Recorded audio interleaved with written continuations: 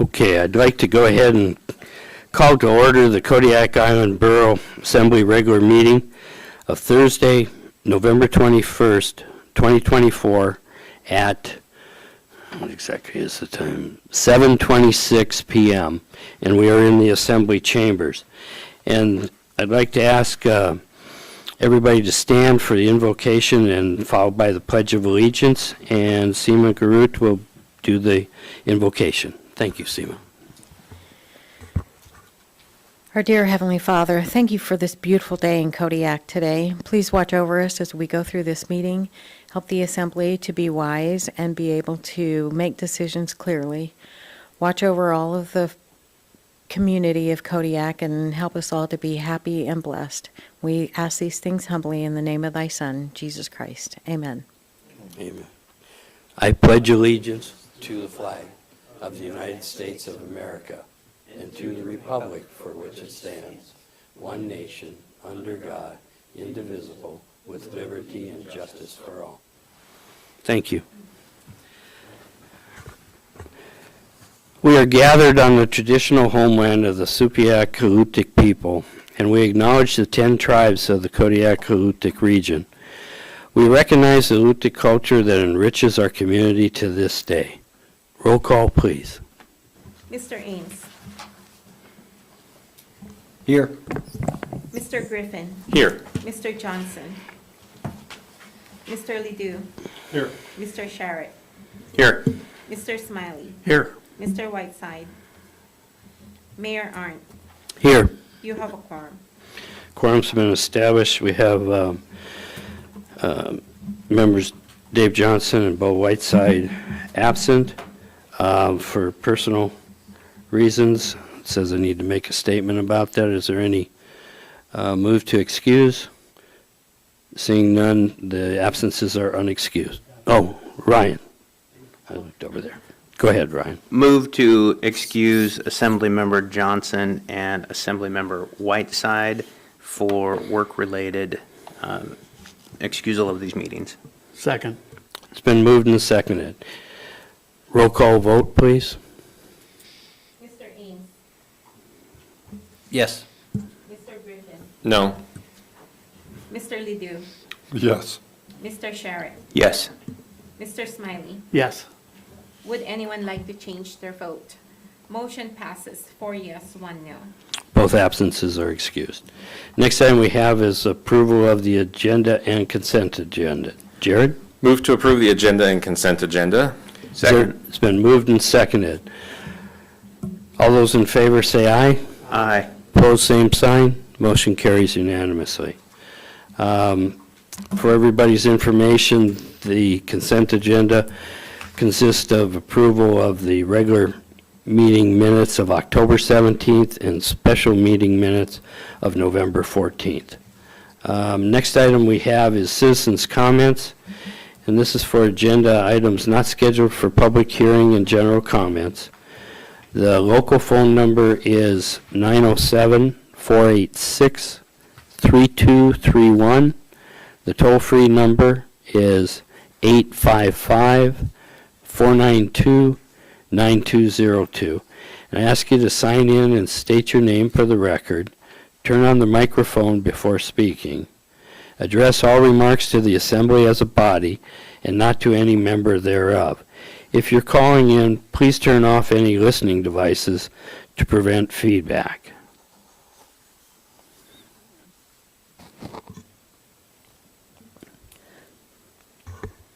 My name is Terry Storch. I'm here on behalf of myself and several neighbors.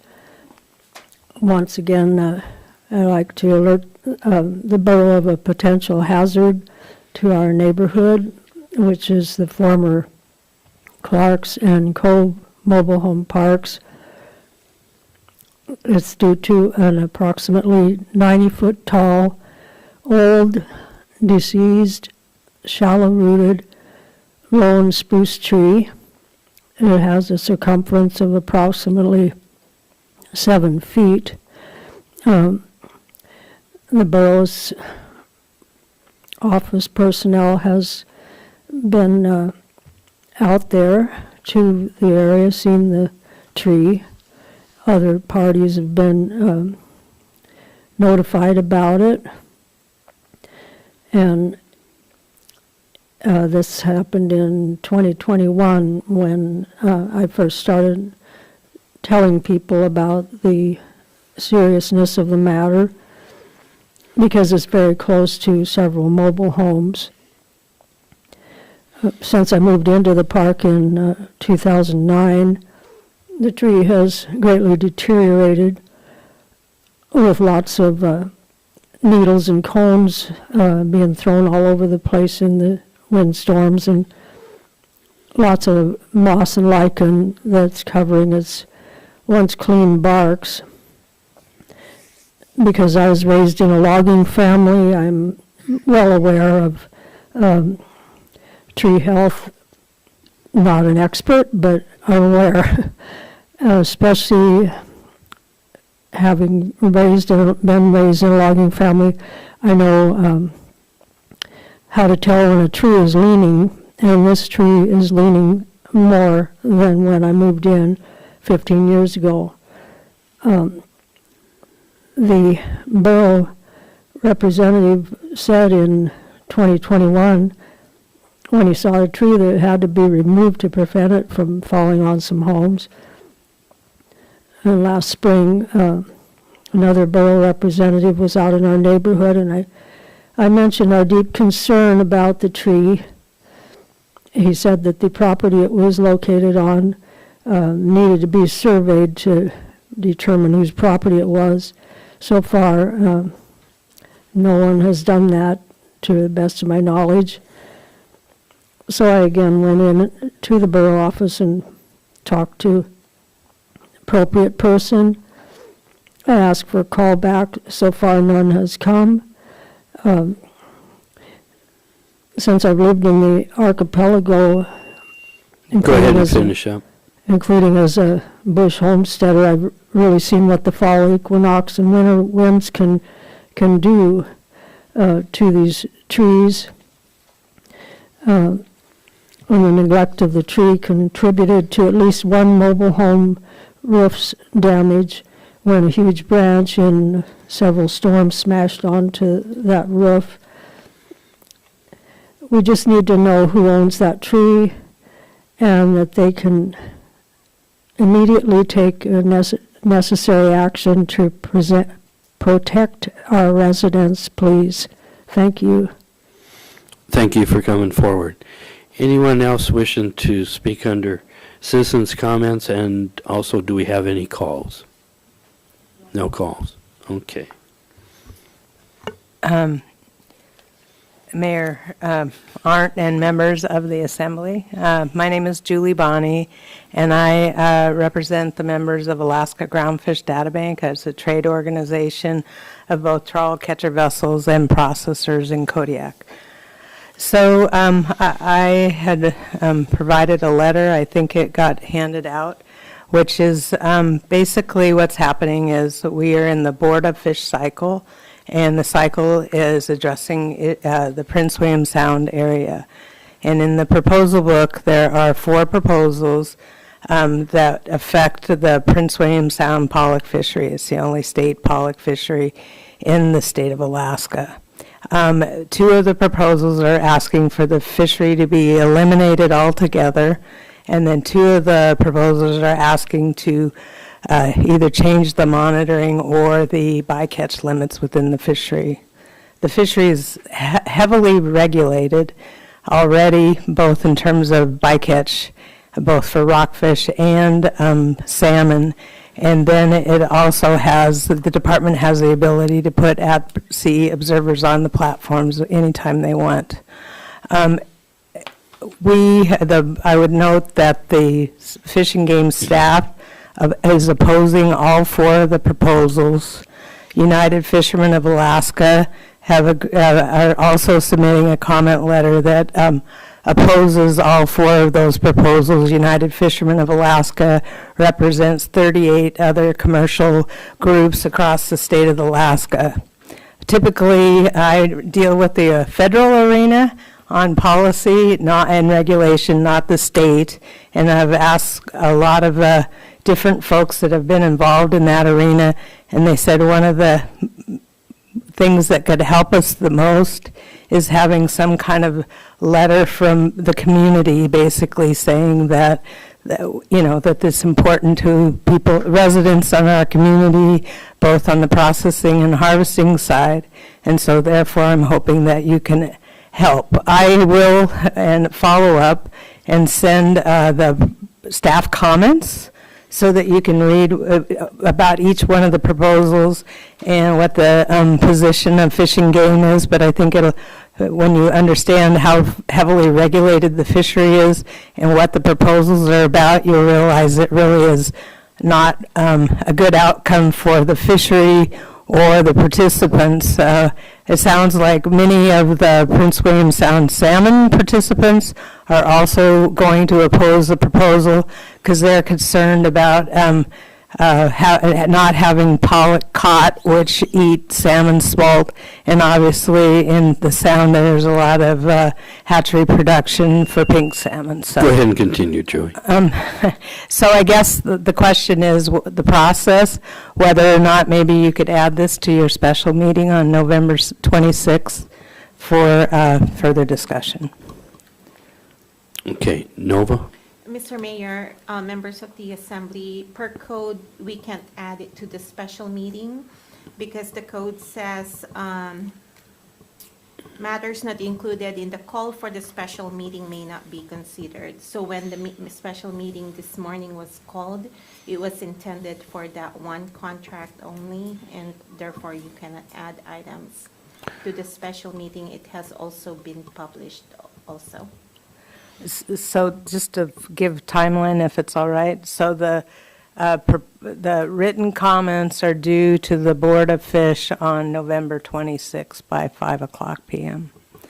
The actual meeting starts December 10th and runs through the 16th. So there would be two possibilities. One would be to, I don't know if there's a possibility for procedural to meet the November 26th timeline.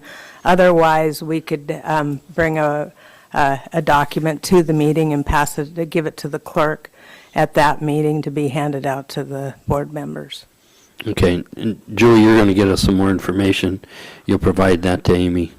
I will get you the written comments from and then also the procedure for making comment, yes. Okay. Thank you for bringing this to our attention. Thank you for being here. I know you guys have a full agenda for certain. Thank you for waiting, too, on this. Appreciate you staying. Any other citizens' comments?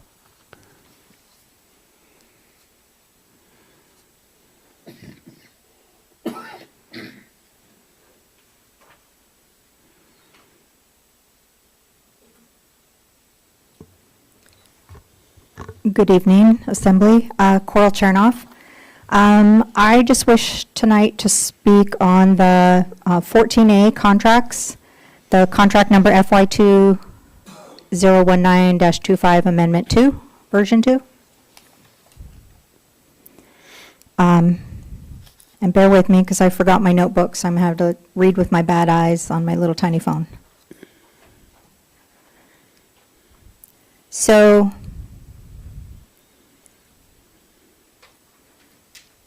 So this amendment has three suggested changes. One is I'm just going to say, I'm going to address the first two first, and I'm opposed to these.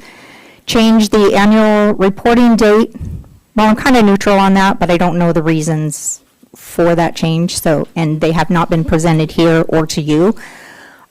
So I guess I'm opposed for that reason. And number two, shorten the removal of container from 90 days to 60 days for non-payment.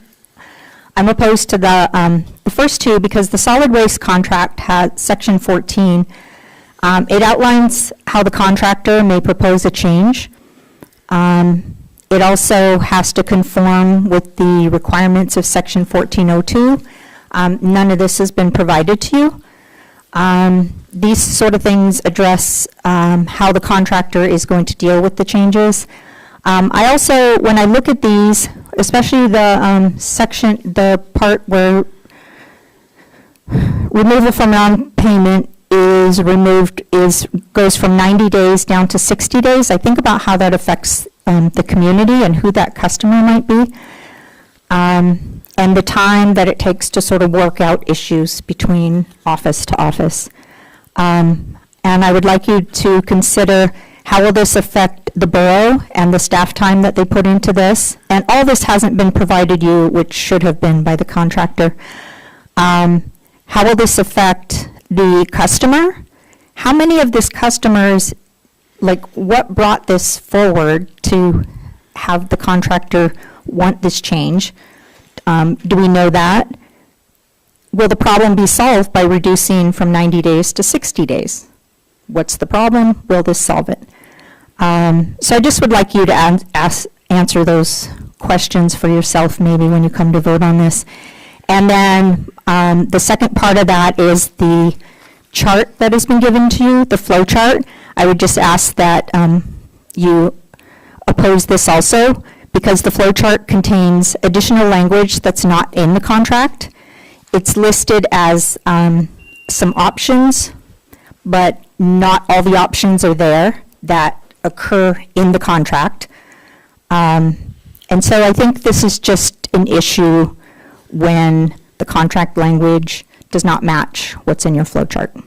Thank you. Thank you, Coral. Anyone else wishing to speak under citizens' comments? Do we have any calls? No calls? Okay, we'll go ahead and move on to committee reports. Do we have any committee reports? Jared? Yes, thank you. I have two. Bo asked me to talk about the Kodiak Fisheries Work Group. We met a few weeks ago. We got an update on the Trident and Pacific changeover, and we're assured that it's going to be as smooth as they can make it. Good long discussion about infrastructure, and we're looking at maybe creating some kind of forum, I think sometime in January, to bring a lot of the fishery stakeholders together. And then we were also sent something by the Alaska Groundfish Data Bank about the creation of these additional marine protected areas. So we will be considering that letter at our next meeting, which is December 18th. Second committee is SWAMC, the Southwest Alaska Municipal Conference. A couple weeks ago, we hired a new executive director, Juanetta. Some of you may know or remember Juanetta. Juanetta's back, yes. Yeah, she decided to come back, which is great. The previous executive director resigned back in February-ish to run for the legislature, and he won his seat by like 20 votes. So let's see, we had a board retreat. The conference is coming this spring. We're looking at possible rebranding, and SWAMC is also looking at the application or the process for becoming a regional planning organization. SWAMC is very interested in putting together a Southwest Regional Transportation Plan from Kodiak out the chain. So I think that's an exciting new move for SWAMC too. So I think there are going to be some big changes coming next year. Thank you, Jared. Any other committee reports on there? Seeing none, we'll go ahead and move on to public hearings. The first one is ordinance number FY 2025-8, an ordinance of the Kodiak Island Borough accepting and appropriating grant funds for the 2020/2021 statewide salmon disaster in the amount of $25,255. Jared? Move to adopt ordinance number FY 2025-08. Second? Second. Okay. Staff report, Amy. Thank you, Mr. Mayor. The U.S. Secretary of Commerce declared a statewide salmon disaster for the 2020-2021 fishery disaster that affected all species of salmon in certain areas of Alaska. Consequently, disaster funds were allocated to address losses to the affected salmon management areas. The Kodiak Island Borough has been notified of eligibility to receive $25,255 to compensate for lost income due to the effects of the fishery disaster that year. This ordinance is in accordance with Kodiak Island Borough Code 3.25.040.c, which requires that grant funds which are unlimited as to use or subject to only general limitations be appropriated by ordinance and include an appropriate budget amendment. From the first time that this was introduced to the Assembly, we have updated it. Instead of it going into a general fund, it will be going into the Capital Projects Fund. Our finance director has created a fisheries development fund in which will protect that money if we don't use it by the end of the fiscal year. It will still remain there in future fiscal years. It also gives us a landing spot for future fisheries disaster funds. Thank you for that. Discussion or questions? Seeing none, open the public hearing. Forgot we have a public hearing. So the local phone number is 907-486-3231. The toll-free number, 855-492-9202. And I ask you to sign in and state your name for the record. Turn on the microphone before speaking. Address all remarks to the Assembly as a body and not any member thereof. If you're calling in, please turn off any listening devices to prevent feedback. Anybody wishing to speak on this ordinance number FY 2025-8, please come forward at this time. Or call in. And hearing and seeing no one, I will go ahead and close the public hearing and assembly discussion. Any questions or discussion? Roll call vote on the motion, please. Mr. Griffin, Yes. Mr. Ledoux, Yes. Mr. Sharrett, Yes. Mr. Smiley, Yes. Mr. Ames. Yes. Would anyone like to change their vote? Motion passes 5 yes, 0 no. Okay, the next public hearing we have is Assembly review of the State of Alaska Alcohol and Marijuana Control Office liquor license transfer of location application from Island Hotels LLC, doing business as Kodiak Harbor Convention Center, license number 3480, from current location of 211 West Resnoff Drive to 203 Alder Lane, Kodiak, Alaska Island Hotels LLC, doing business as Kodiak Compass Suites. Jared. Move to voice non-protest to the State of Alaska Alcohol and Marijuana Control Office liquor license transfer of location application from Island Hotels LLC, doing business as Kodiak Harbor Convention Center, license number 3480, from current location of 211 West Resnoff Drive to 203 Alder Lane, Kodiak, Alaska Island Hotels LLC, DBA Kodiak Compass Suites. Second. It's been moved and seconded. Staff report, Nova. Thank you, Mr. Mayor, members of the Assembly. This is a transfer of a location for license number 3480 from 211 West Resnoff Drive to 203 Alder Lane. And we have gone through the requirements of the code. We investigated, and there's no objection from the departments. We have also sent out 150 public hearing notices. We have received one from Mr. Bob Brody voicing non-objection to the transfer. So we ask that you approve the motion. Thank you. Thank you. So at this time, I'll go ahead and close the regular meeting, open the public hearing, and repeat the phone numbers. The local number is 907-486-3231, toll-free number 855-492-9202. Ask you to sign in and state your name for the record. Turn on the microphone before speaking. Address all remarks to the assembly as a body and not to any member thereof. If you're calling in, please turn off any listening devices to prevent feedback. Anybody wishing in the audience to come forward, please do so at this time.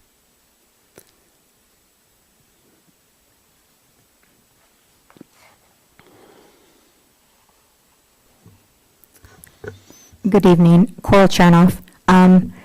I did not mean to testify anything on this, but I have a home in the area with an address, and I find it interesting. I guess, could I look at addresses where notices were sent to? Because I live in a pretty close area, and I did not receive a notice about this. Okay. Thank you, Coral, for that information. Mr. Mayor, the addresses are included in the packet, and Okay. I can. Can you share that with her? Sure enough. Okay. Anyone else wishing to come forward and speak, please do it at this time. Are there any phone calls? Seeing none, I'm going to go ahead and close the public hearing. Assembly discussion. Any comments or discussion? Roll call vote on the motion, please. Mr. Ledoux, Yes. Mr. Sharrett, Yes. Mr. Smiley, Yes. Mr. Ames, Yes. Mr. Griffin. Yes. Would anyone like to change their vote? Motion passes with 5 yes, 0 no.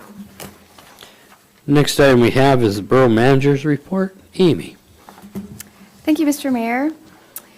On January 31st of this year, the Kodiak Island Borough was informed by the State of Alaska Department of Commerce, Community and Economic Development, Division of Community and Regional Affairs, that our Community Assistance Program eligibility estimate was $302,378.83.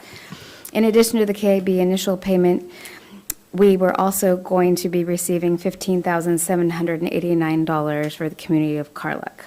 However, when our money arrived this week, we got $453,459, which is in excess of $151,170. Very rarely does the borough receive more revenue than we were planning on, so this is a good thing. Airport parking came up last week while our state lobbyist was here. Mr. Hickey reached out to the DOT South Coast Director, Chris Goins. I copied the response right into the manager's report there. Clark Cox of the statewide aviation office is working on a request for proposals for bringing in a vendor to manage parking at the airport. I also was copied on an email later in the week that Mr. Goins requested that RFP be sent to me so we can look at it and see if we have any location-specific issues. So happy to see some movement on that. In front of you, in addition to your manager's report, you're going to have a blank envelope that looks like this. This is a petition of sorts signed by 47 different people who live in the flats asking us to address the moving river and creek situations out in the flats. As we talked about that at last week's meeting as well, that was happening out in the flats. So we have that signed. It's a new letter and then all the signatures there. When Miss Bonnie testified earlier about the consideration of the letter, I'm over Time's up. 3 minutes. Dang it, I haven't even got to the departments yet. I'm in big trouble. Wrap it up. Okay, everything's good. Good night. No, okay. So in your packet, I've also included that letter. And then I included information about all 4 proposals, what the proposals are, and the data behind those proposals that the board will be looking at. As soon as I get the extra information from Ms. Bonnie, I will send that on to you about what the Alaska Fish and Game comments were. In community development, planning and zoning met last night. The commission voted 4-0 with 3 members absent to recommend approval for assembly changes to KIBC code section 17.205055, which is related to submission to the assembly for rezone recommendations. The change will require both recommendations of denial and approval be assented to the assembly for consideration.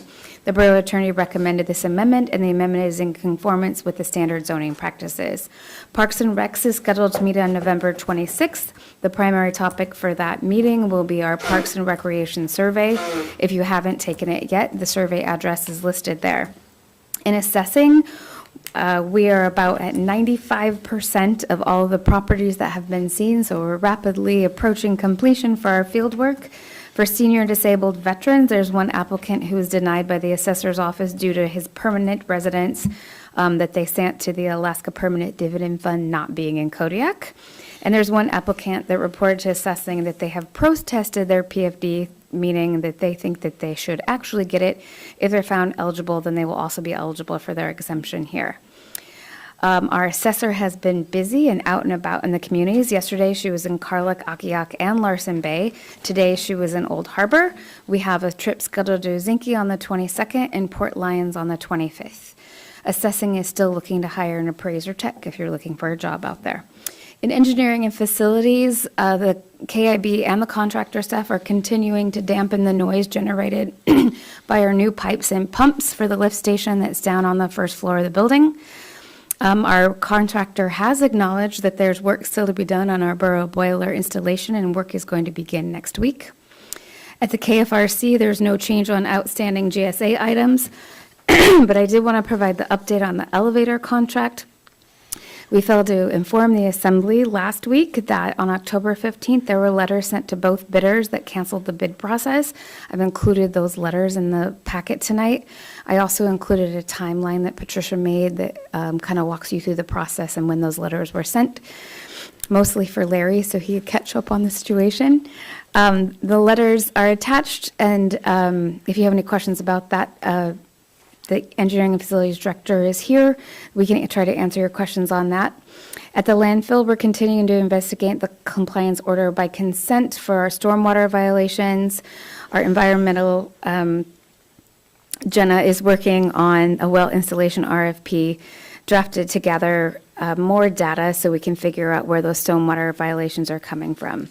The Baylor Building concrete floor has been ready to pour. Depth of the removal of the concrete has resulted in an additional volume of concrete for the concrete pour. As they tore the layers apart, they found some surprises in the layers that were beneath, some layers that weren't consolidated correctly and were very easy to come up. And then under that layer, it looks like the surface of the moon with a bunch of boot prints walking all across it. I'm sure when someone did that, they thought, no one will ever see this. Well, we saw it this week, and so we are going to have to pour more concrete in there to fix that. The second change order is going to be required to this contract for additional labor and materials due to the unforeseen site condition. The contractor did pour today the alley at the Baylor truck access ramp, which is on the basement level. It was a very good pour. Everything is looking very good. Additional fly ash and silica fume have been ordered and have been shipped. We anticipate the final pour to be conducted the week of December 2nd. The second change order is going to be reviewed by the Assembly at a special meeting on November 26th. When you look at that, you're going to say, Amy, why are we doing a special meeting for a $10,000 change? The answer is complicated, but as we look at code, there's two parts of the code with the manager's authority for change orders. The first part says that the manager has the authority to change a contract as long as they don't go over 10%. A single change order or cumulative change orders don't go over 10% of the contract amendment. The second part of the code says that anything over 5% requires Assembly approval. So those two parts of the code do not agree with each other. I sent the code to the DPO, I sent the code to the lawyer, and several staff members, and it is split like 50-50 on whether they thought I could sign that or not. So exercising the option of caution and transparency, I've asked for a special meeting that will take place on the 26th at noon, so that the Assembly can review that section of code and set a precedent of how you like it to proceed on contracts in the future. At the leachate treatment plant, staff has decided to stay with the original polymer type. The three alternatives that they tried did not improve the flocking of the solids. At the pre-treatment plant, the contractor has installed the new larger capacity pumps. After the testing, the pump speed and controls, we're going to still need more adjustments. We anticipate the requirement for larger variable frequency drives for the greater pump control.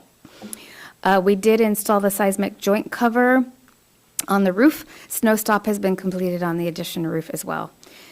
At the Peterson roof, we performed another inspection and found the HVAC contractor has completed all the punch list items, so the HVAC system is finally good to go. The only remaining item at Peterson is getting additional information about what the repair method is going to be for the metal flashing that has failed. There have been no additional reports of any leaking or more metal flashing failure during the past few windstorms, so we think that the roof is finally waterproof. For our snow removal and ice control contracts, they are in place for Menasha and Bayview service areas. They went into effect last Friday, just in time for some ice, so just in the nick of time. Staff is also revising the Kodiak facility's snow and ice control request that will be going out. Our current contractor has agreed to continue servicing KIB facilities until we're ready to issue a new contract. We're also working with the attorney to prepare a standardized contract for all the service areas, as I've mentioned before, that will go into effect at the beginning of fiscal year '26. In finance, we're getting very close to wrapping up the 2024 audit. They're still working in the management discussion and analysis statistical portions of that. For a property assessment and taxation project, as we switch over to the Tyler software, we are 21% complete, and our go-live date is expected still to be June 25th, 2025. I think I mentioned this last week, but we do have a new fiscal analysis starting. Oh, I did, because Mr. Johnson was upset. He's coming from the Harbor Master Office, who will begin at the Borough on December 2nd. In information technology, with the part of PACS migration to that Tyler software, IT has provided an Apex sample, which is our sketches, to the PACS system to see if Apex sketches can be, so when assessing goes out and does all of the sketches of the homes, we're seeing if those sketches will load into the new software or not. If not, all of those have to be redone into a format that the new software can handle. For our security audit, we received our final report. I did not give that to you because I don't want to lay out where our IT is failing. If you are interested in that, I'm happy to give you a report. You can see that offline. We do have that $227,000 cybersecurity grant coming in that is going to allow us to fix many of those items, if not all. And our company that we contracted with, Securance, is working with us with no additional charge to bring us up to speed to fix all of the discrepancies that they found. Wow. So we were really happy to find about that. IT department has a system that we call a SPICE ticket. If we have any problems with IT, we just send it off to Spiceland and a reply comes back of what's going to happen. They are working on an approval workflow and help desk software to streamline how that process is done. Although for me, it's worked excellent, but they're still trying to make it better. They're also tagging all of their hardware. They're about 50% through that. They're working with the deputy clerk in Laserfish, especially on metadata, so we can find our information easier. And in GIS, some of the highlights include an updated address notification list for the borough and working on migrating the premise map imagery that we keep in the to a cloud, which will reduce the on-premise requirements for hosting online KIB maps. Those maps are very large, so they're excited to get them off of our servers into somewhere up in the cloud. At Bayside, we're getting our second round of firefighter turnout gear. Chief Ellis is really excited about this because it does not have PFAS, and it's the only company that makes PFAS-free turnout gear. All 4 members that were in the class have passed all their written and practical evaluations to become state and nationally accredited fire and emergency service instructors. That brings us up to 8 on the island, so that's very exciting. And one of our engineers has passed all of his stuff to become a state and national level firefighter too, and hazardous materials operational responder. So congratulations to Chris Glade. BFD always puts something in there to make us happy. They were celebrating their returning Special Olympics champion bowlers. They had a picnic in the Apparatus Bay. On Wednesday, support members Eric and Aaron, along with all of their teammates, were there, and they got to have a barbecue and a bunch of stuff that were provided by their coaches and Bayside Fire Department members. So congratulations to Team Kodiak on their success in bowling. And as always, at the end of the report, I have reminders for what are going to go into our budget discussion. So you'll have after that, the remaining pages are all the proposals that Mrs. Bonney told us about, and then those 2 letters and the timeline concerning the KFRC elevator project. I'm glad we didn't time that. I'm happy to answer any questions. Any questions of the manager? Seeing none, we'll go ahead and move on to messages from the Borough Mayor. I'd like to say that Thanksgiving is a time of giving and sharing with others, and would like everyone to keep that in mind throughout the holidays here. So, thank you. Next item is new business. It would be contracts. We have contract number 2019-25, amendment number 2, version 2, residential and commercial solid waste contract with Waste Connections doing business as Alaska Waste. Jared. Move to authorize the Borough Manager to execute contract number FY 2019-25, amendment number 2, version 2, with Waste Connections doing business as Alaska Waste. Second. It's been moved and seconded. Staff report, Amy? Thank you, Mr. Mayor. During the October 17th, 2024 regular Assembly meeting, the Assembly indefinitely postponed the further consideration of the first draft of Amendment Number 2. Instruction of staff was to return a minimally revised version to reduce the scope of edits made and ensure the contract's continuity through its term. In response to this directive, staff and the Borough Attorney reviewed the existing contract as amended by Amendment 1 in March of 2021 and determined it largely aligns with the Assembly's direction from October 17th. Accordingly, staff is now presenting Amendment Number 2, Version 2, which includes the following 3 changes. First, the annual reporting date changed from February 15 to April 30th. This is to align with the annual adjustment due date.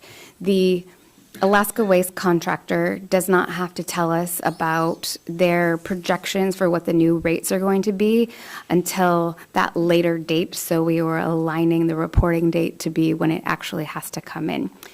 The second one is shortening the number of days in which a commercial container will be removed for non-payment from 90 days to 60 days. This was done to try to mitigate.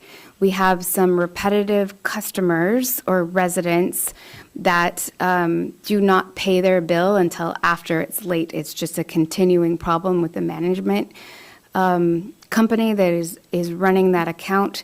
When we go to 90 days, the amount is so much that it takes additional time and steps from the management company to the owner to get the bill paid. Reducing it to 60 days takes away the extra steps.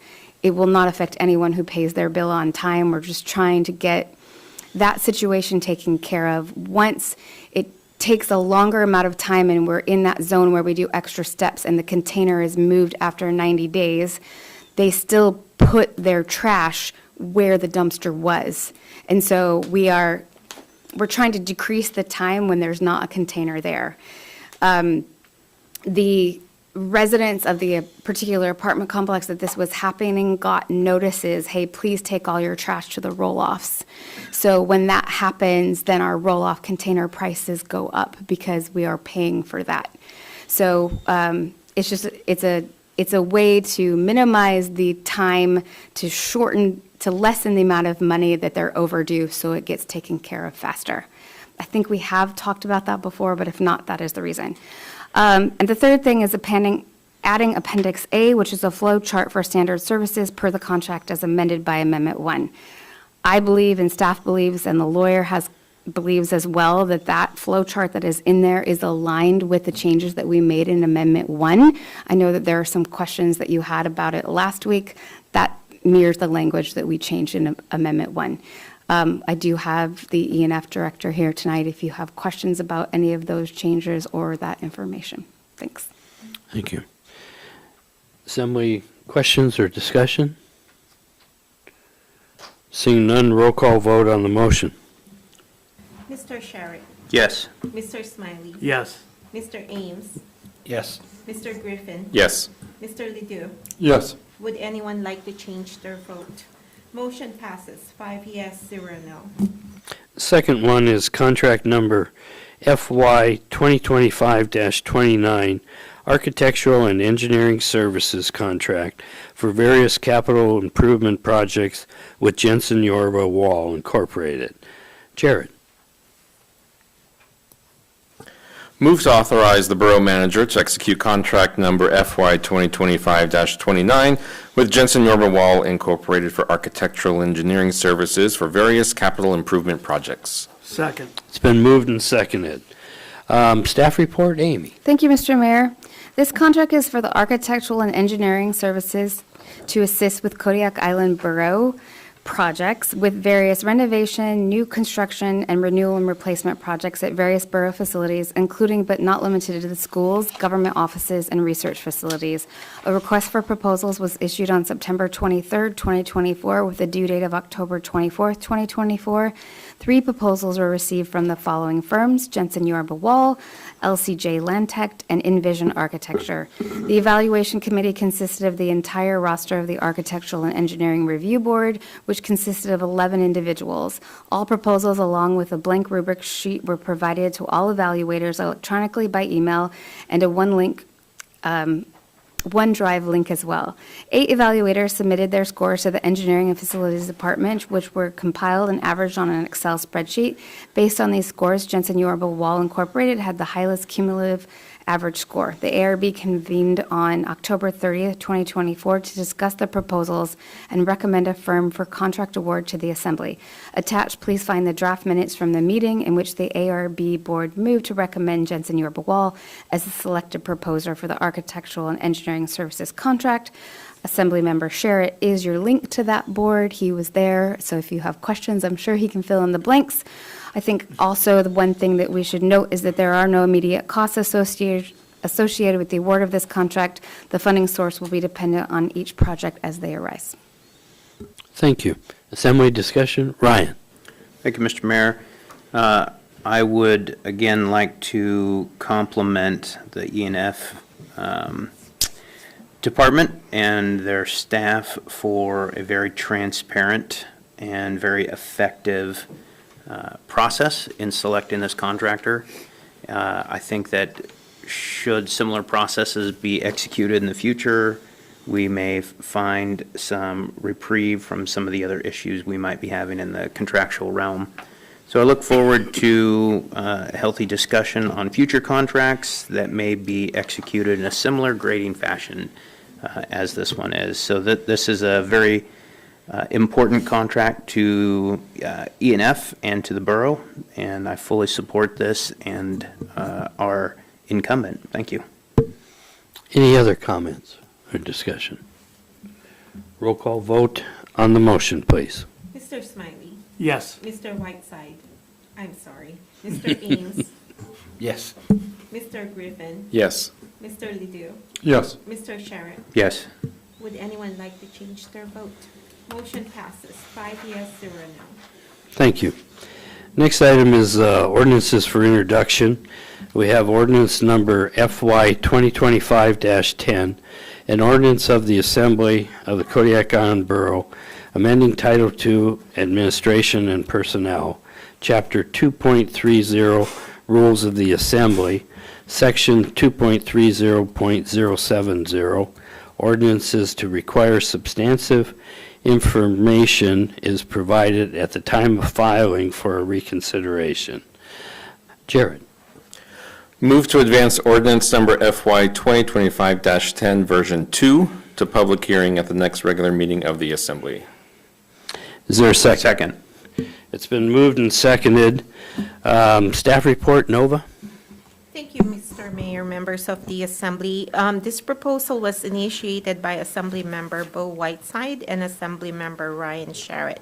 They have asked staff to draft an ordinance to modify the code which pertains to reconsiderations by requiring filers to provide substantive information for reconsideration at the time of filing in order to promote transparency. We have reviewed the ordinance at one of the work sessions, and I have made changes, and I have sent the initial draft to the attorney, and he came back with 2 versions. The first version, it addresses the issue of the absence of a substantive statement when a reconsideration is filed.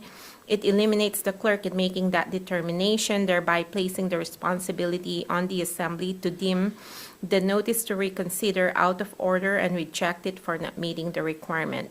In addition to version 1, there was also a version 2 that was included in the packet. The version 2 adds to version 1, and it outlines the procedure that the assembly must follow when a mayoral veto is issued concerning an item that has been subject to a notice for reconsideration. If you remember, a few months ago, we encountered a situation where both a reconsideration and a veto were filed on the same item. And this version 2, eliminates procedural confusion regarding which matter should be addressed first. And then I would like to defer to Assemblymember Ryan Sharrett for the rest of the report. Thank you. Ryan?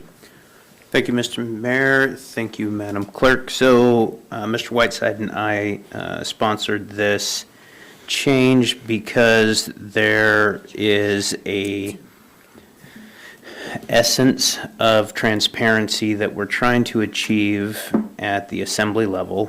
And we talked about this in our work session on making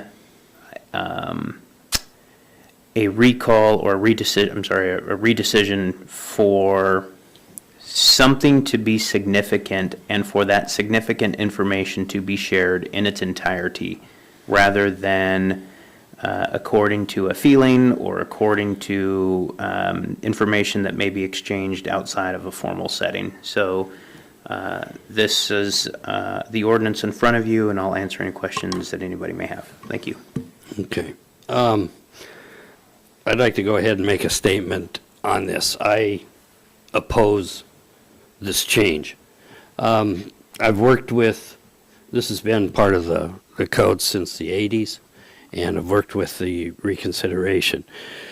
When you move for reconsideration, you have less than 24 hours to do it. And you're not always going to have the information that you need because it's got to be filed before close of business on the next day. And then it comes up 2 weeks later on there. And there's a work session in between there. And there's time to get that. What this does is not increase transparency. It also, I see it as, it makes it subjective that it's up to the members of the assembly. So before you're going to rule on whether the motion to reconsider, you're going to rule on whether it has substantive information there. And that is not required in Robert's Rules of Order, which we've been following on this. So it creates an additional burden, is my concern, and I feel that it's worked fine for all these years, and so I oppose the change. And with that, Ryan and then Larry. Thank you, Mr. Mayor. In response to your statement, if you recall in our work session, we defined substantive as having a narrative format. And I'm not sure why the terminology narrative is not in this edition. I thought that we had fleshed that out. But again, once a narrative format was to be presented, then that would achieve the substantive effort regardless of the content of the narrative. So I think that your reservation in having an additional step is nullified by what we discussed in our work session in narrative.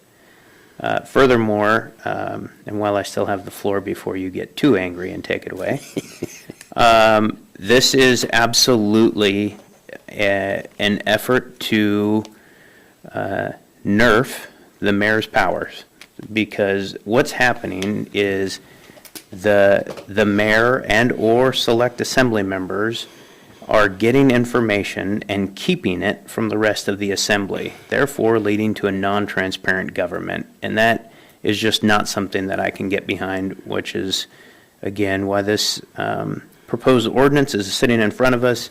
A declination of this a declination of this ordinance would mean that you don't believe in transparent government. Thank you. Thank you, Ryan. We've got Larry and then Scott. I believe in transparent government, but I disagree with this motion. You know, when a move for reconsideration is made, it goes before the assembly, and they can decide whether there's merit or not. One of the things that I tried to do when I became elected is to reduce bureaucracy.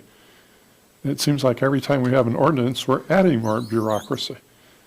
To me, the whole effect, and also the word substantive, regardless of whether you add the word narrative, is ambiguous. And it forces the assembly, as was noted, to do two things. One, decide what substantive is, which you really don't have, is not a legal word used very often because it's hard to define. And adding the word narrative to it just means the assembly has to interpret what it means. But almost 6 years I've been on the assembly, I've seen a reconsideration vote come up maybe 2 or 3 times. Very rare. And at every issue, the assembly discusses the merits of the reconsideration. And again, you're dealing with an assembly that voted for, because the reconsideration has to be brought by a yes vote, I believe. On the prevailing side. Prevailing side. And so you're dealing with an assembly that's already given an opinion. So in order for it to be actually approved, the assembly has to, as a majority, has to reverse direction, which doesn't happen necessarily all the time. So the assembly is already evaluating whether they agree with the motion to reconsideration. This just adds an ambiguous layer, doesn't promote any transparency because the discussion is in public. It's not done behind closed doors. Now, as concerns related to curbing the mayor's power, I'm not sure what that means, so I'm not going to respond to that. But I think both motions or versions are superfluous and not necessary because of case history, past practice, and I rely on the assembly as a whole to interpret whether the motion to reconsider is relevant or not. They already do that. Why should they do it twice and then go into the swamp of trying to figure out what substantive means? Thank you. Scott and then Ryan. Well, I think part of this is due to the thing that I asked for reconsideration a couple of weeks ago. I was sitting at home and Larry called me and asked me if I would be willing to do that. The reason being that Larry couldn't do it because he was going to the hospital. So I filled in for him, and then that caused all this stuff to come down. The procedure for dealing in transparent nature with the problem is already there in Robert's Rules of Order. It's well documented and has been a considerable part of Robert's Rules, I think ever since 1876 when they concocted them. I don't think this is necessary at all. I think that merely stating that you want reconsideration means that you are on the prevailing side and you had good reasons for doing it. And then if nobody agrees with you 2 weeks later, then it's going to be defeated in that regular meeting. So I'm opposed to this. Ryan? Thank you, Mr. Mayor. So I want to address the mayoral power issue first. So one of in version 2, you'll see that the mayoral veto is issued concerning an item, and then you'll see the note down below. It says a few months ago, we encountered a situation where both reconsideration and a veto were filed on the same item. That to me is a check swing. That to me is the power that I don't believe should exist. That could mean that if the mayor, who does have conversations with multiple assembly members on how they feel about an issue, could file a veto in advance of something not going his way, and then, well, I don't know, since 1876, revoke it. I wasn't alive then, so I'll have to defer to Dr. Smiley about how that time went. So this check swing needs to be removed, in my opinion, and this is an effort to do that. Thank you. Well, I think I need to respond to exactly what happened. Yeah, I do. Because I think the public needs to hear.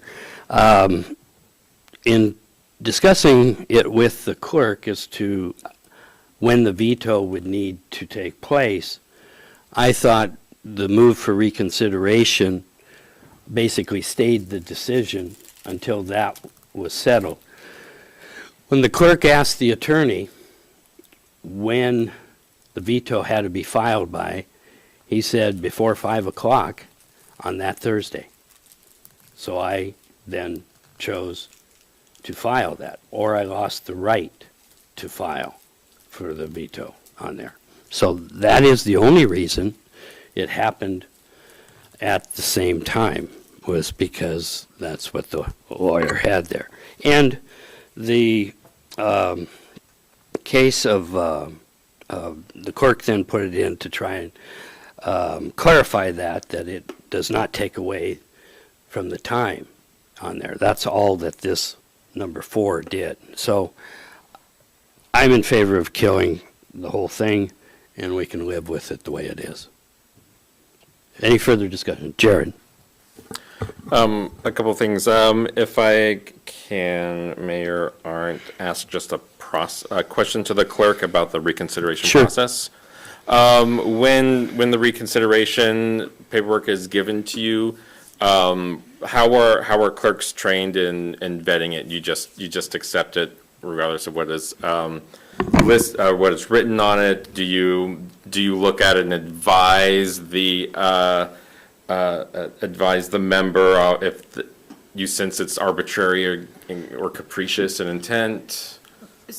You're asking about the current code. If someone comes to me the next day, Yeah. I Or even just- how clerks are trained, outside of the code to look at things like this. No, all we do is accept it. We don't do any additional vetting process.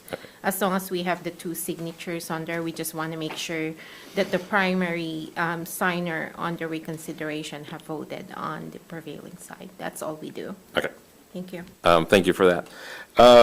I think I was finally able to talk to some Robert's rules. I didn't talk to Robert himself, but or to Mr. Rules, but to some people, and with my non-COVID fogged brain, and I was persuaded by their assurances that Robert's Rules, I think, does accomplish what we need it to accomplish.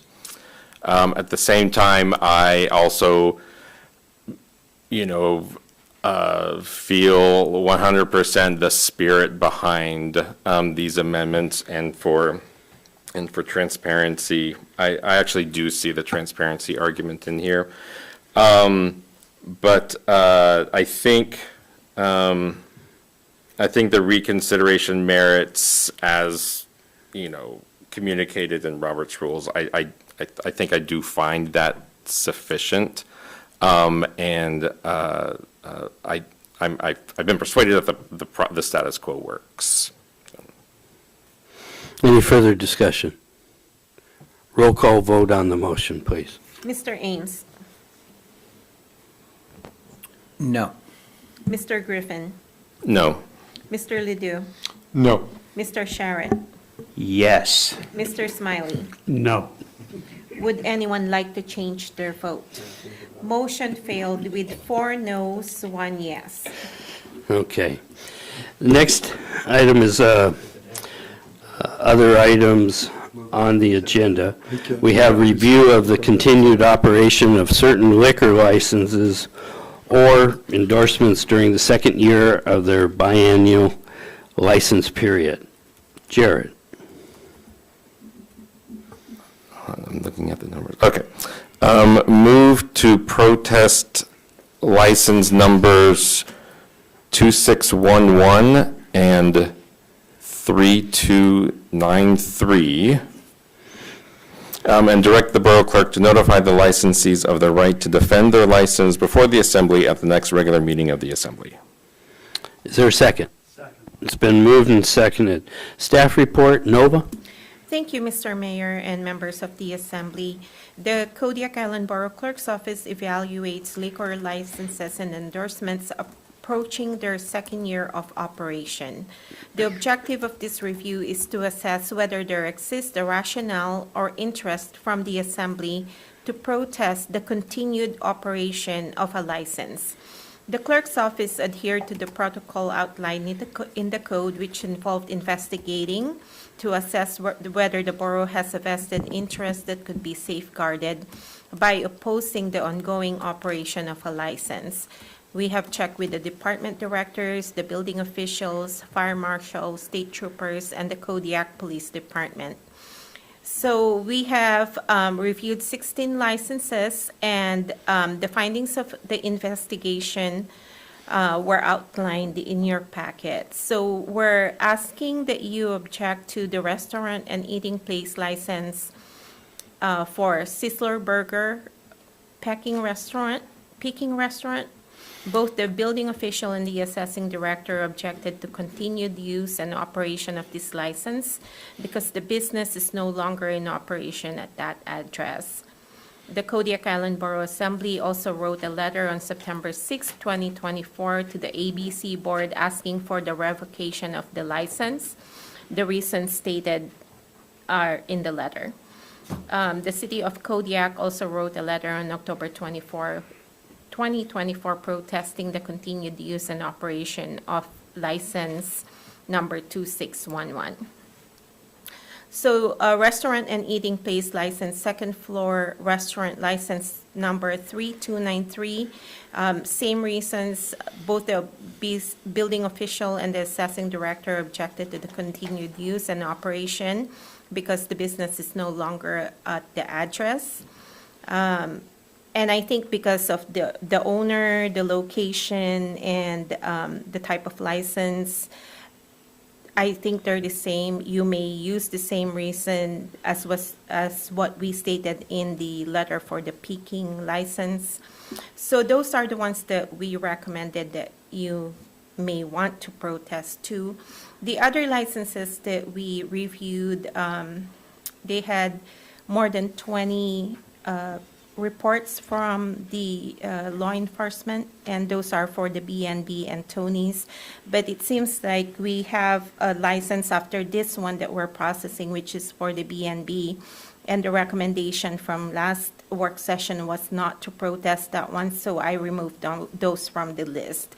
So I would like you to focus on those two licenses, and if you agree with our recommendation, I would like you to notate if you have any other reasons why we should be objecting to these licenses so that I can add those reasons to the letter that we're sending to the license holder tomorrow. So we can notify them that you're going to give them the opportunity to defend these licenses at the next meeting. And that's required in the administrative code, Alaska Administrative Code. Thank you. Thank you. Assembly discussion or questions? Seeing none, roll call vote on the motion, please. I just want to make sure that you agreed with the reasons that I stated in the agenda summary. And if you have any other reasons, please let us know. Thank you. Thank you, Noah. Steve? Just to clarify, the vote is to deny this, so voting yes is saying for you to send a letter to deny, correct? The motion The is motion to is- protest these licenses, Yeah. and then we're going to give an opportunity to the license holder to come before you and defend the At the next licenses. meeting. Thank you. Thank you. Any further questions? Roll call vote, please. Mr. Griffin, Yes. Mr. Ledoux, Yes. Mr. Sharrett, Yes. Mr. Smiley, Yes. Mr. Ames. Yes. Would anyone like to change their vote? Motion passes with 4 yes, 0 no. Thank you. Next item is Assembly review of the State of Alaska Alcohol and Marijuana Control Office beverage dispensary license renewal application for Blue Incorporated doing business as B&B Bar. Jared. Move to voice non-protest to the State of Alaska Alcohol and Marijuana Control Office beverage dispensary license renewal application for Blue Inc., doing business as B&B Bar liquor license number 85. It's been moved and seconded. Staff report, Nova?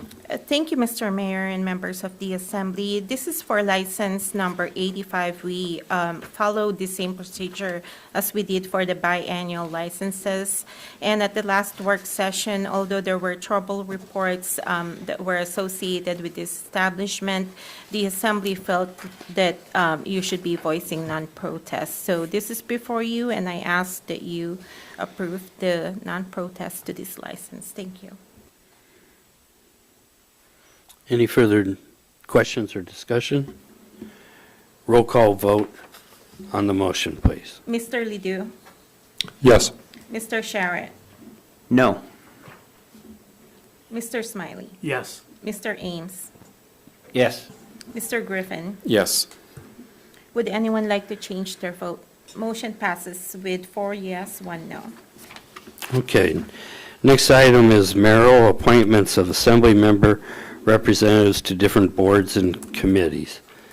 Jared, and if you want help reading it, I will do that too. So, okay. All right. Move, move to confirm the mayor, I should probably maybe take a little sit there.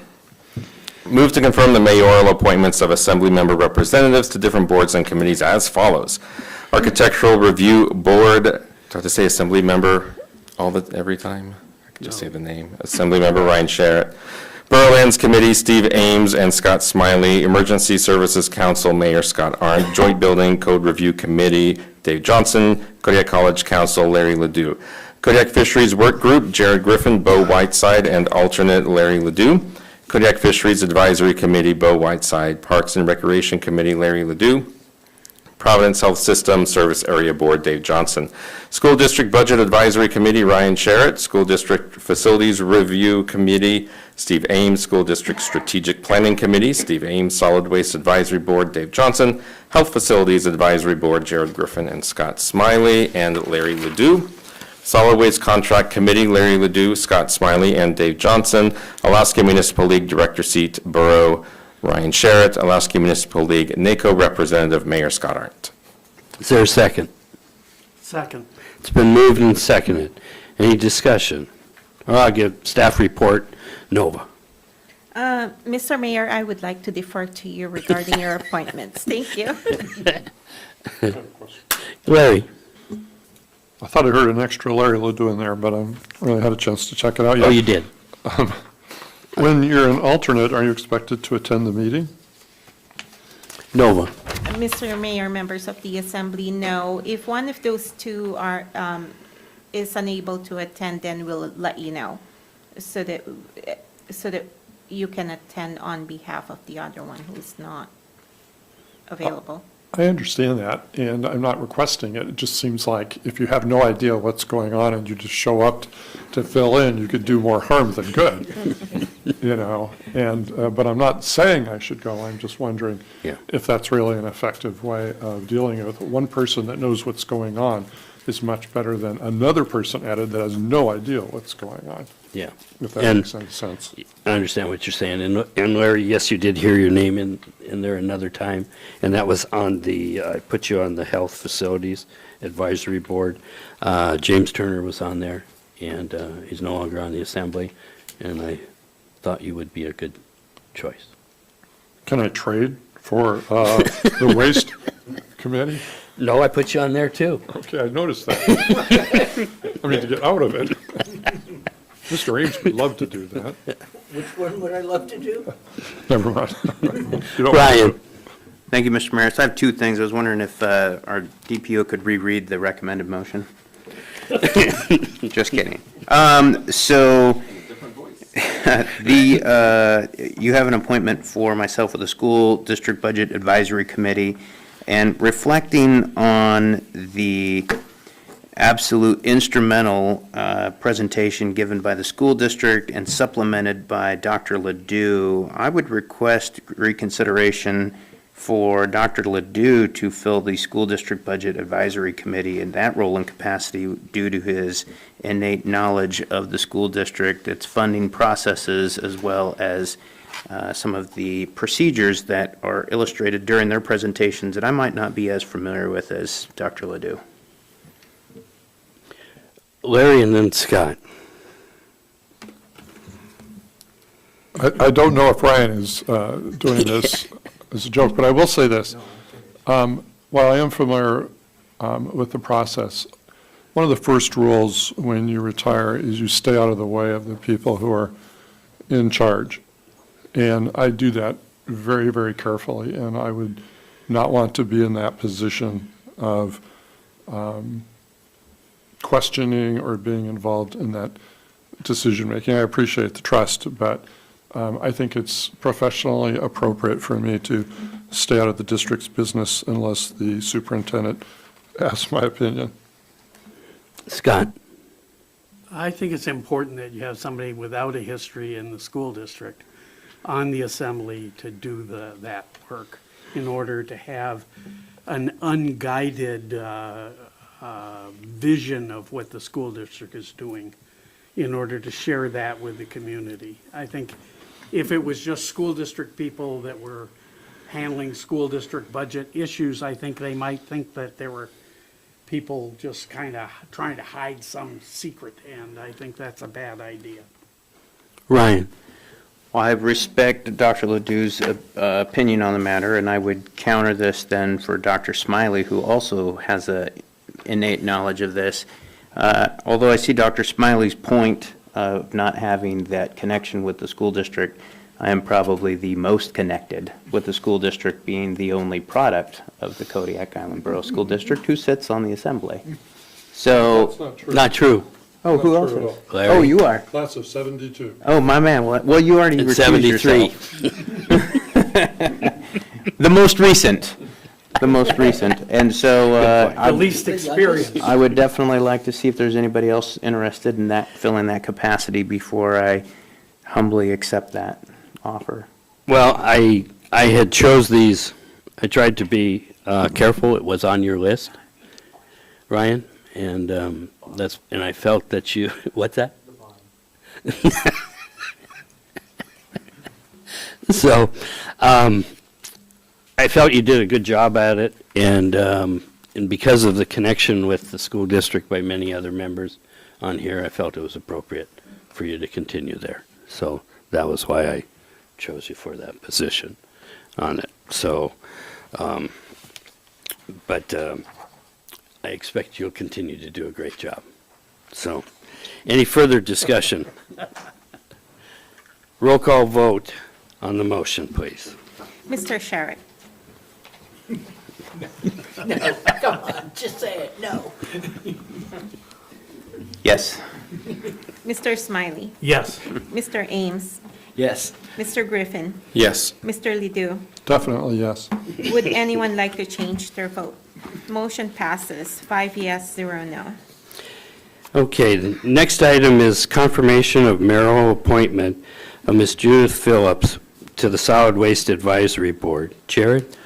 Move to confirm the mayoral appointment of Ms. Judith Phillips to an at-large seat on the Solid Waste Advisory Board for a term to expire on December 31st, 2025. Is there a second? Second. It's been moved and seconded. Staff report, Nova? Thank you, Mr. Mayor, members of the Assembly. There is currently one large seat vacant on the Solid Waste Advisory Board. This appointment will assign Ms. Judith Phillips to an at-large seat to expire December 31, 2025. Thank you. Thank you.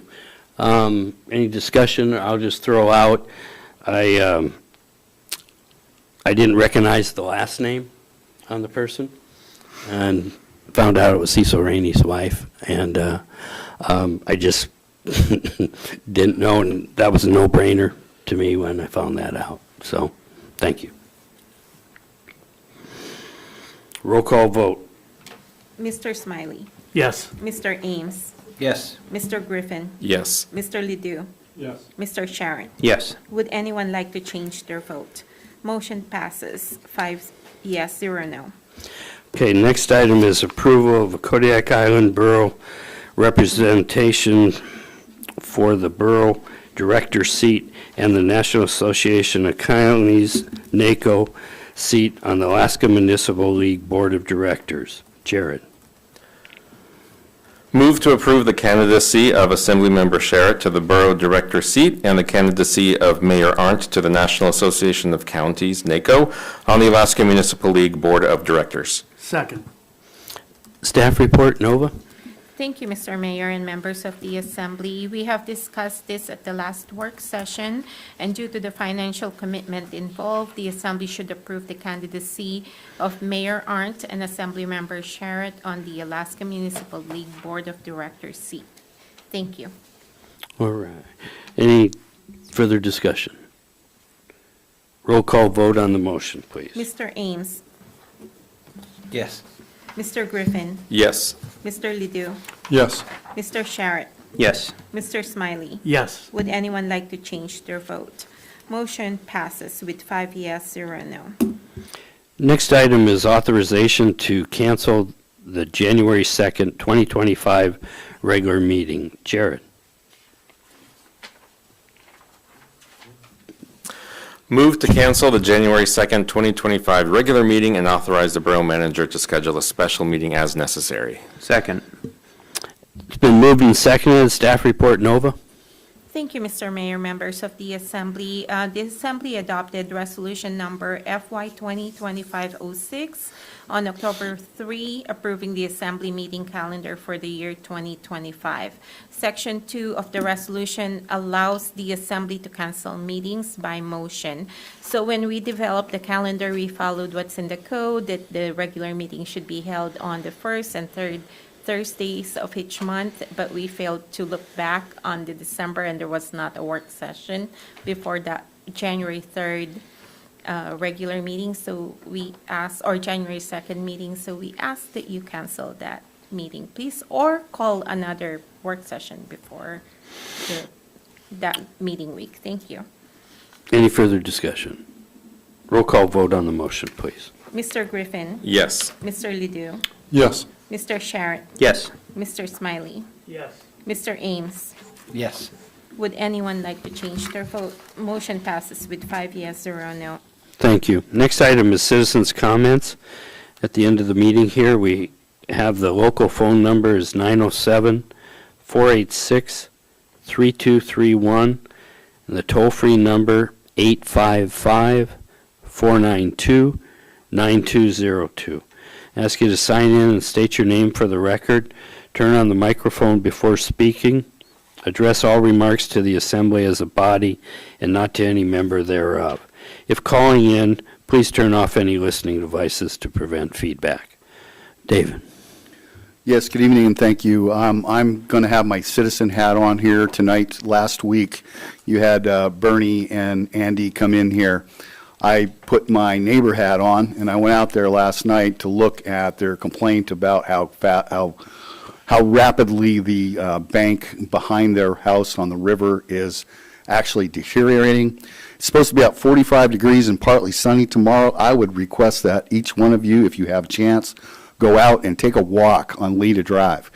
I have lived out there for 37 years. I can tell you that I'm amazed how much the water has taken the property.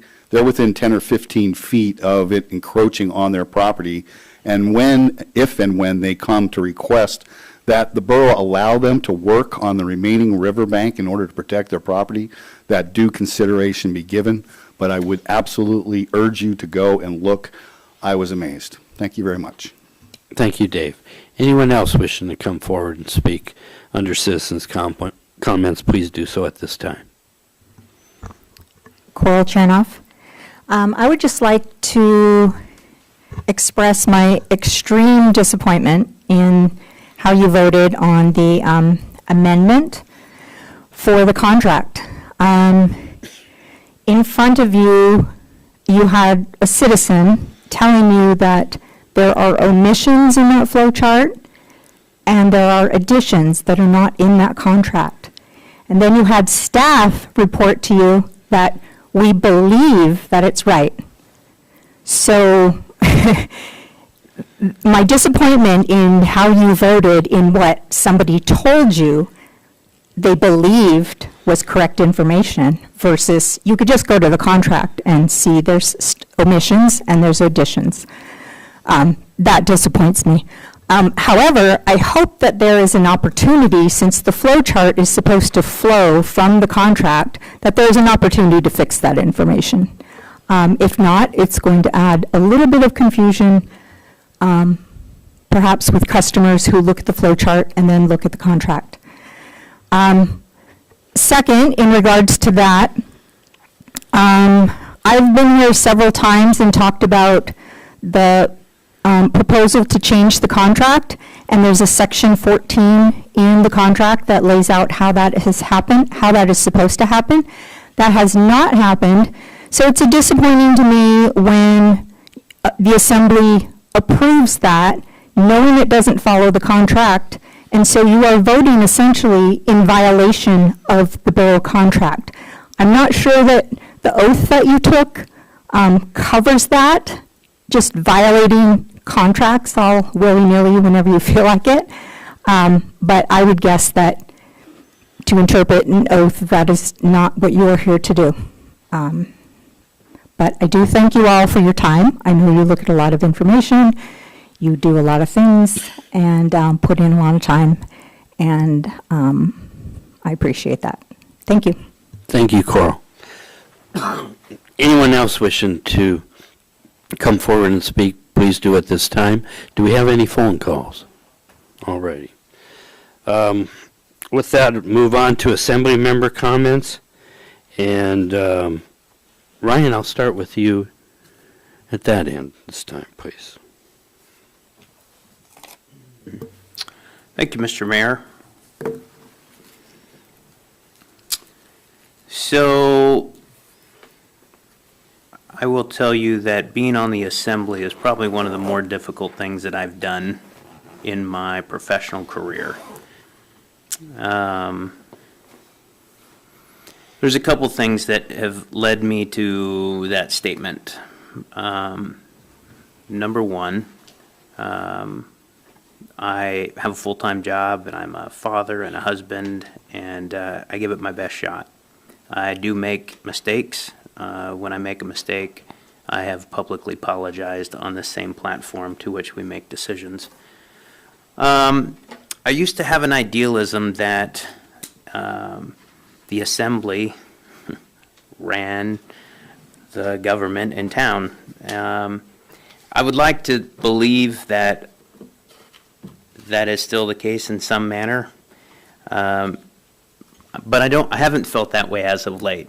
And I'll tell you that as we get reports from staff or from the clerk's office when they are biased towards a direction that state like, hey, we feel you should do this, or we think that this is in the best interest of the borough, it makes me reflect upon a statement that was once told to me that as a teacher, and maybe this will resonate, and maybe this might make some teachers upset or some educators upset, is that if a student knows the position the teacher is voting for, that knows who the teacher is voting for, they have failed as a teacher. That they should be unbiased, they should be transparent, they should be, reflective of garnishing conversation, and I feel like we need to ask the staff to do that as well. We need to understand that there is suggestions, there's directions, but I feel like everyone on the Assembly has enough competency to make their own mind up without being swayed in a direction predetermined. So I think what I'm asking for, or looking for out of this is when we get information that has a bias towards a decision already embedded in it, it is so hard as a researcher to change that position that is presented from staff. And I continue to struggle with that in my endeavors on this Assembly. I don't have an answer. I know that there's a lot of people that like the way things have been going for years and years, and I'm not that guy. I don't like the way things have been going for years and years, which is why I got on the assembly.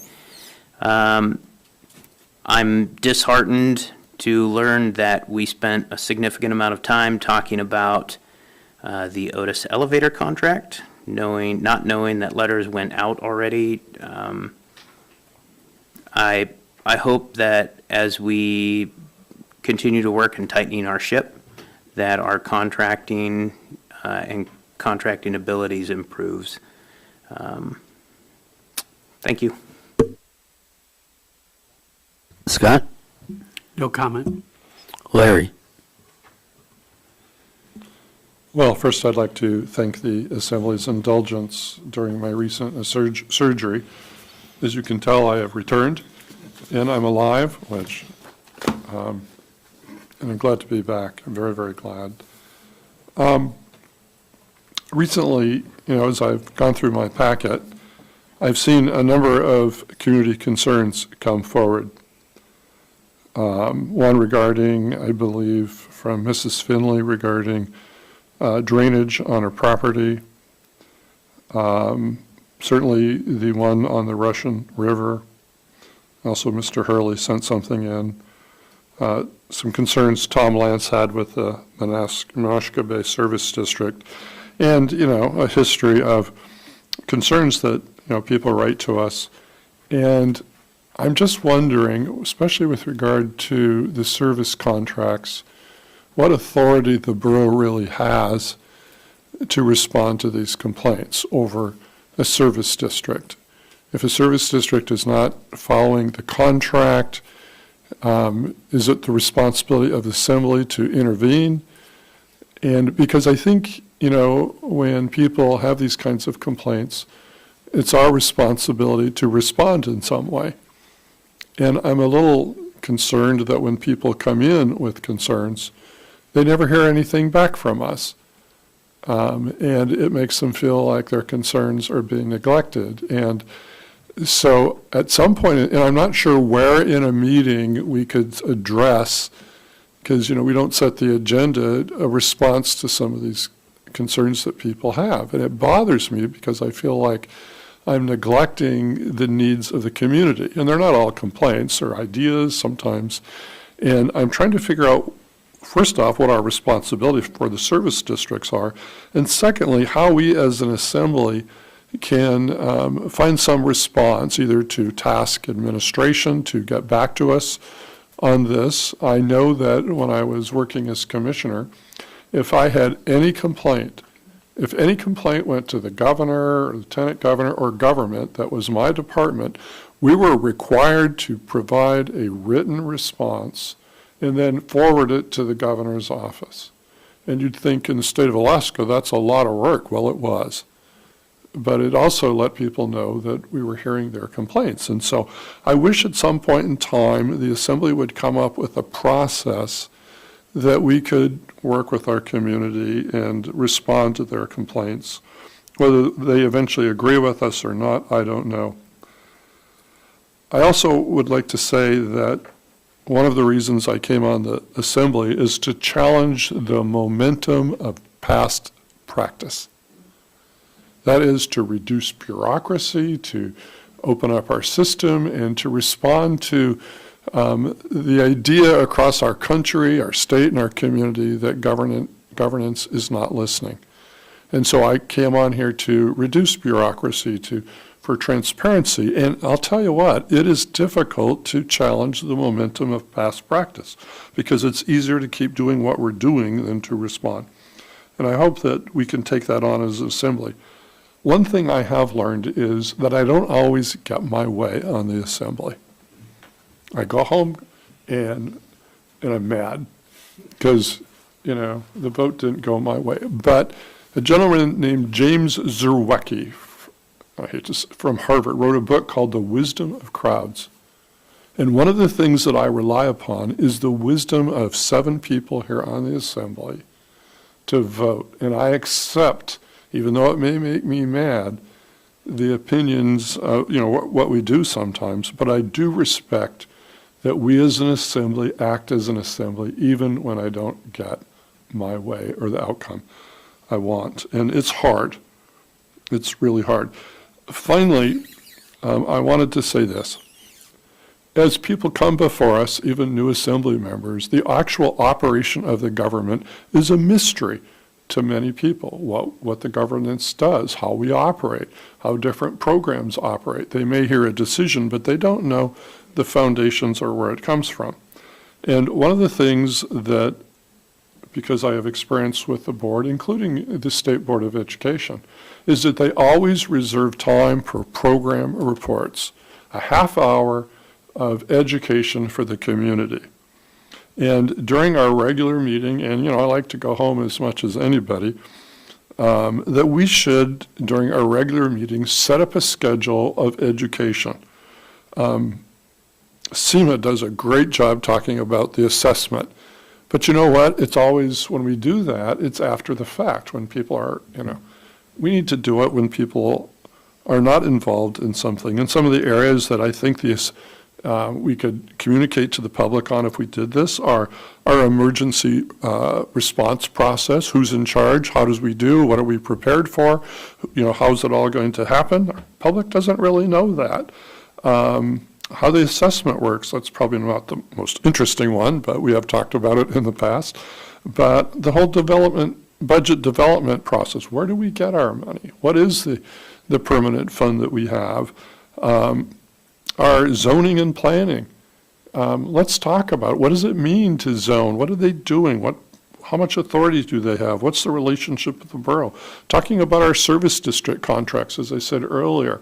What is the responsibility of the assembly regarding these contracts? Because essentially, if we had a test to know what's in them, probably none of us on the assembly, except maybe the mayor, would know what's in them. I want to be responsive, and I wish as an assembly we would consider setting aside time for community education. Thank you. Thank you, Ari. Steve?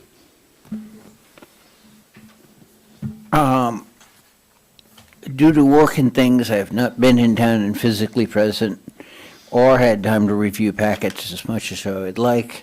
And I have informed my employer that I need to work less and be able to do more for myself, which includes being more present mentally and physically with the assembly.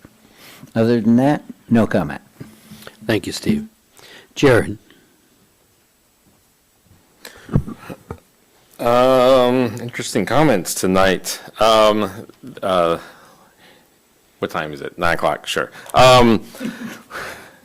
Little history in the lesson of reading and writing. So reading and writing has been around for a very, very, very long time. Humans have had the ability to read and write for, several millennia. But for about the first 5 millennia where we've had this ability to do it, or maybe even like 6, we haven't wanted to do it. We haven't wanted to read and write because we're too busy with crops and killing each other. So there was a very special class of person, and they were the scribe, and their one job was to learn how to read and write so that they could communicate, right, what the priests and what the pharaoh or whoever says, and be able to communicate that, write it down for posterity, and then communicate it orally to the people. And the people trusted the scribe because they were the ones that had the knowledge, right? When the computer breaks down, we go to that one person who has the knowledge because I don't have time for that. And so that's how I see staff, as those scribes, not with a secret knowledge. It's a knowledge that I could absolutely certainly learn and do, over the past 3.5 years. And so I turned to staff with the Solid Waste Committee. Amy and I spent time with the ENF on the thing. And I think there is a point, we're not a cacistocracy, we are people who are relatively smart. And so I think part of that smartness and part of that wisdom is being able to rely on the subject matter experts and heed their advice and heed their opinion. And we don't always agree with what they say. Scribes were often killed many times because the people didn't like what the Pharaoh had to say, and so they killed the scribe instead of the Pharaoh. But other than that, so I just want to extend my thanks to staff, and then I know several other members up here have also said the binders we got for the Board of Equalization process were, holy cow, it's so good. So thank you for all the work that put into that. It's KMXT Membership Drive Week, and happy Thanksgiving. Go Cowboys. Thank you, Jared. That's not going to happen. I'd like to go ahead and announce that there's a special meeting on Tuesday, November 26th at noon in the Assembly Chambers. All borough offices and facilities will be closed to the public on Thursday, November 28th, and Friday, November 29th, in observance of the Thanksgiving holiday. Training opportunity for all staff, assembly members, and committee members on Thursday, December 5th, 2024, in the Borough Assembly Chambers at 3 p.m. Borough Clerk Nova Javier will conduct parliamentary procedures training, and at 5 p.m.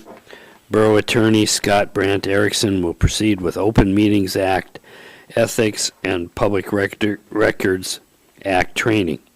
The next Assembly work session is scheduled on Tuesday, December 17th, 2024 at 6:30 p.m. in the Borough Assembly Chambers. The next Assembly regular meeting is scheduled on Thursday, December 19th, 2024 at 6:30 p.m. in the Borough Assembly Chambers. Next is adjournment. Jared. Move to adjourn. It's been moved. Is there a second? Moved and seconded. All those in favor say aye. Aye. Opposed, same sign. Motion carries. We are adjourned at 9:07. Thank you.